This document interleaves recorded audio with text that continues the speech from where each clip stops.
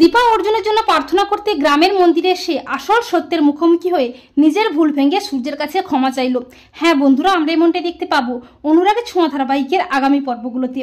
অর্জুন দীপার সেবা যত্নে অনেকটাই সুস্থ হয়ে ওঠে, কিন্তু অর্জুনের জন্য দীপার মন উথাল পাথাল করতে থাকে। তাই দীপা অর্জুনের সুস্থতা কামনার জন্য গ্রামের একটা জাগ্রত মন্দিরে আসে।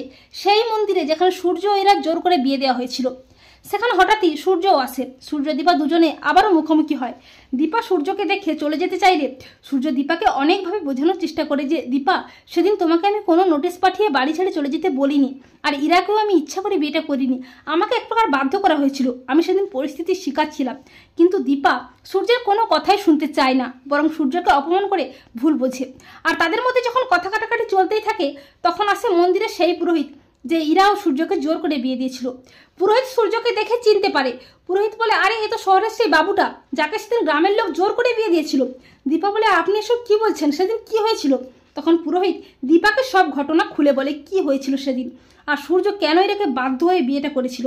পুরোহিতের মুখে সব কথা শুনে ভুল ভাঙে দীপার। সূর্য চলে যেতে চাইলে দীপা বলে, দাঁড়ান ডাক্তারবাবু, আমাকে ছেড়ে আর যাবেন না। এই বলে দীপা সূর্যের কাছে হাত জোড় করে ক্ষমা চেয়ে বলে, পারলে আমাকে ক্ষমা করে দেবেন ডাক্তারবাবু, আমি সবটা না জেনেই আপনাকে ভুল বুঝেছি। এই বলে দীপা সূর্যকে জড়িয়ে ধরে বলে, ডাক্তারবাবু আপনি কি পারেন না সব কিছু দূরত্ব মিটিয়ে আরেকবার আমাকে নিজের করে নিতে? তখন সূর্য ঠাকুরের পায়ের সিঁদুর নিয়ে দীপার স্মৃতিতে পরিয়ে দিয়ে দীপাকে ভালোবাসার রঙে রাঙিয়ে আবারও দীপাকে কাছে টেনে নেয়। তো বন্ধুরা, তোমরা এটি চাও তো যে যেন পুরোহিতের কাছ থেকে সব সত্যি জানতে পেরেই সূর্যের প্রতি ভুল ধারণা ভাঙে দীপা? কমেন্ট করে জানিয়ে দাও তোমাদের মতামতটি।